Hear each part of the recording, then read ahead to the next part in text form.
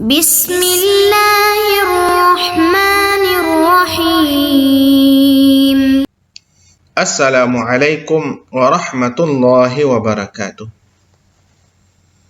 Alhamdulillahi hamdan na'imin, hamdan syakirin, hamdan yuwafi ni'amahu wa yukafi mazidah. Ya Rabbana lakal hamdu kama yanbaghi li jalali wajhikal karimi wa azimi sultanik. Ashhadu an la ilaha illallah wahdahu la syarika lah, wa ashhadu anna sayyidana wa habibana Muhammad sallallahu alaihi wasallam annahu la nabiyya wa la rasula ba'dah. Puji dan syukur kita kepada Allah Subhanahu wa taala. Salawat dan salam teruntuk junjungan kita yakni Nabi Muhammad sallallahu alaihi wasallam. Bertemu kembali pada mata kuliah Ushulul Fiqh, materi yang ke-6 yaitu Masadirul Ahkam yang ke-4. Adapun pembahasan kita pada Masadirul Ahkam yang ke-4 itu adalah Al-Maslahatul Mursalah dan kemudian Al-'Urf. Konsep Maslahatul Mursalah. Maslahah itu terbagi kepada 3. Ada yang namanya al-maslahah al-mu'tabarah, yang kedua al-maslahah al-mursalah, yang ketiga al-maslahah al-mulghah. Al-maslahah al-mu'tabarah adalah al-maslahah yang kemudian dikuatkan oleh dalil syarak, sehingga maslahah tersebut diakui dan kemudian dijadikan sebagai landasan dalam penetapan hukum. Sedangkan maslahah mulghah itu adalah maslahah yang tidak diakui secara syarak. Ada dalil yang lain yang membatalkan maslahah tersebut, sehingga kemudian maslahah tersebut tidak boleh dijadikan sebagai penetapan hukum dalam syarak. Nah, adapun maslahah mursalah, inilah pembahasan kita saat sekarang ini. Pengertian maslahah al-mursalah. Al-maslahatul lati lam yashra' asy-syari'u hukman li tahqiqiha wa lam yadul syar'iyyun ala i'tibariha aw ilgha'iha. Yaitu sebuah maslahat, kebaikan yang tidak terdapat dalil syarak yang menjelaskan hukumnya. Ya, jadi tidak ada dalil yang menjelaskan atau menetapkan secara tegas tentang hukumnya. Dan kemudian walam yadul asyar'iyyun ala i'tibariha, juga tidak terdapat dalil syarak yang mengakuinya atau membatalkannya. Nah, jadi bahwasanya perbuatan tersebut memiliki maslahat tersebut tidak memiliki dalil untuk mewujudkannya.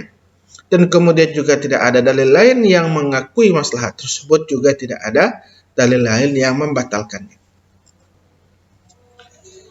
Dhahaba jumhurul ulama al-muslimin ila anna al-maslahat al-mursalah hujjatan syar'iyyatan yubna alaihi tasyri'ul ahkam.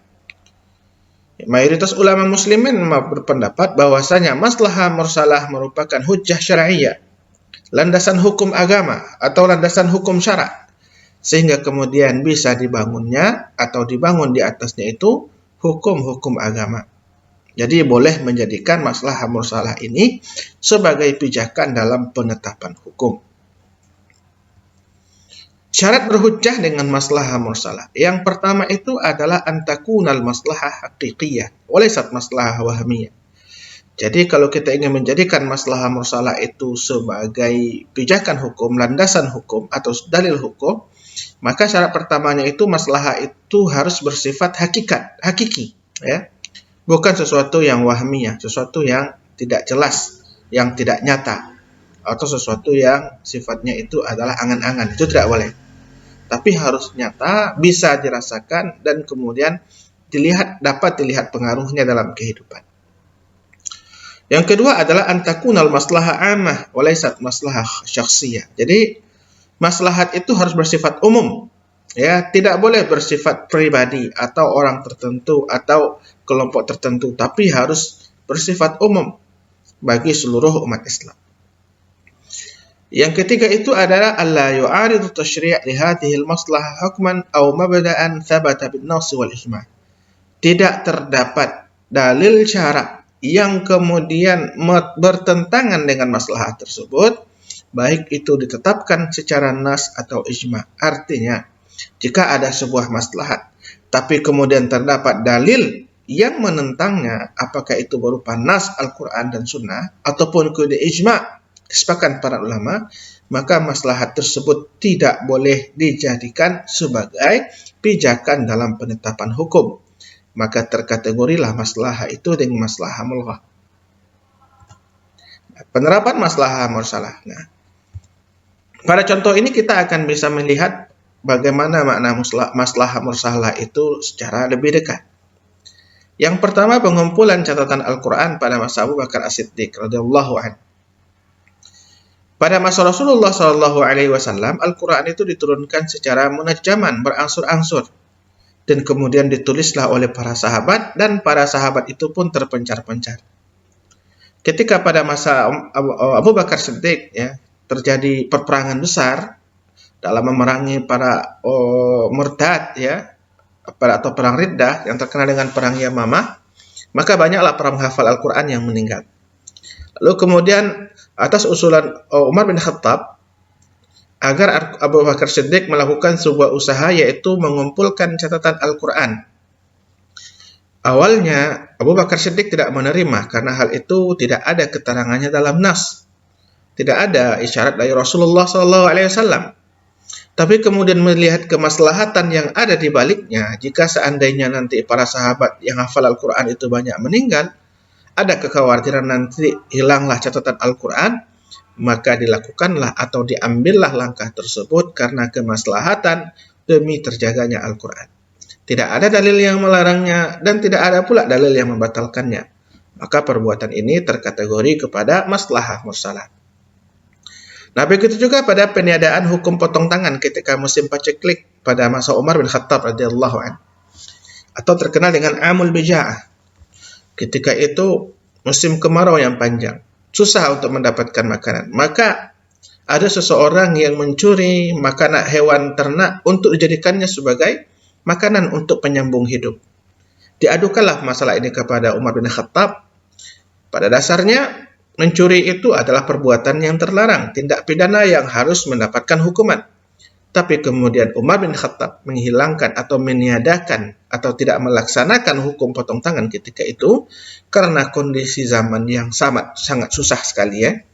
Maka peniadaan hukum potong tangan ketika itu diangkatkan atau dijadikan sebagai hukum yang ditetapkan oleh Umar bin Khattab berdasarkan kepada maslahah al-mursalah.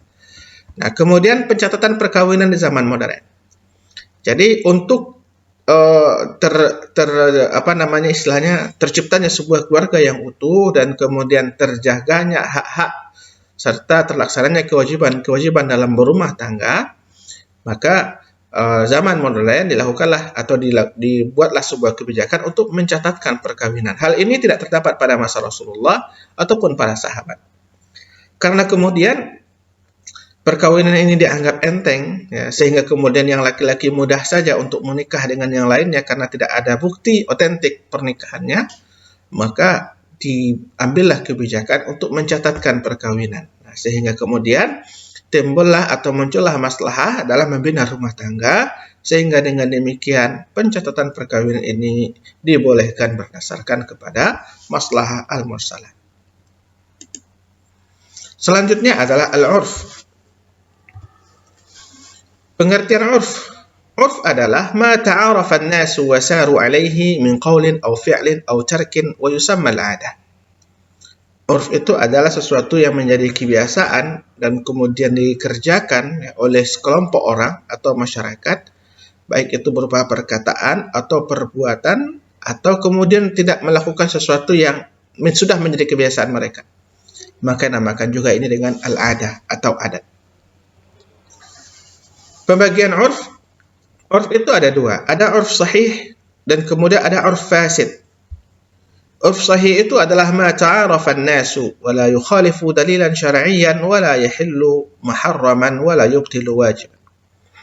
Yaitu sesuatu yang sudah menjadi kebiasaan di tengah masyarakat dan tidak bertentangan dengan nilai-nilai agama. Tidak menghalalkan yang haram dan tidak juga membatalkan yang wajib. Maka ini namanya urf sahih.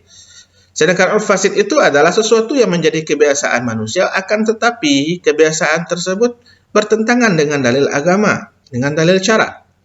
Karena mereka menghalalkan yang haram atau membatalkan yang wajib. Maka urf fasid ini merupakan sesuatu yang tidak boleh untuk dilestarikan. Nah, bagaimana dengan kehujahan urf? Amma al-urf as-sahih fayajibu mura'atahu fi at-tashri'i wa fi al-qada'i li'anna ma ta'arafu an-nas wa sahru 'alayhi saran hajatahum wa muttafiqan wa masalihuhum fama dama la yukhalifu syar'a wajabat mura'atuh. Jadi huruf sahih itu wajib untuk dijaga atau dilestarikan, ya, baik dalam pensyariatan ataupun dalam peradilan. Karena sesuatu yang menjadi kebiasaan manusia atau sekelompok orang dan kemudian mereka terbiasa dengan hal itu, maka hal ini sudah menjadi kebutuhan mereka dan sesuai dengan kemaslahatan mereka. Maka selama urf tersebut, kebiasaan tersebut tidak bertentangan dengan syara, maka wajib untuk dijaga. Nah, penerapan urf. Contohnya seperti ini. Di sebelah kiri ada gambar vending machine. Kalau dalam jual beli, dalam rukun jual beli harus ada penjual, harus ada pembeli. Dan kemudian harus ada sighah berupa ijab dan qabul. Tapi kemudian sudah menjadi kebiasaan bagi masyarakat bahwasanya jual beli dengan menggunakan mesin, ya. Dan jual beli dengan mesin ini terpenuhilah kebutuhan mereka masing-masing dengan atas dasar kerelaan dan tidak ada pihak yang dirugikan, ya. Walaupun tidak ada penjualnya berdiri di sana, pembeli bisa berinteraksi dengan mesin dan kemudian transaksi tersebut dianggap sesuatu yang sah walaupun kemudian tidak terpenuhi rukun jual beli. Secara urf hal ini telah memberikan kemudahan bagi manusia. Yang kedua, gambar ikan. Jika seandainya seseorang bersumpah tidak akan memakan daging, maka tidak termasuklah daging ikan, ya. Karena secara urf yang dimaksud dengan daging itu adalah daging sapi atau daging kambing. Maka jika seandainya dia memakan daging ikan, maka dia tidak terkategori melanggar sumpah. Karena ikan secara urf tidak dikatakan daging, walaupun kemudian ikan memiliki daging. Nah, oleh sebab itu, inilah dua bentuk contoh dari penerapan urf dan masih banyak contoh yang lain. Selama urf tersebut tidak bertentangan dengan syara, maka urf tersebut wajib untuk dilestarikan sesuai dengan kebutuhan masyarakat setempat. Mudah-mudahan bermanfaat. Aqulu qauli hadza astaghfirullah li wa lakum. Assalamualaikum warahmatullahi wabarakatuh.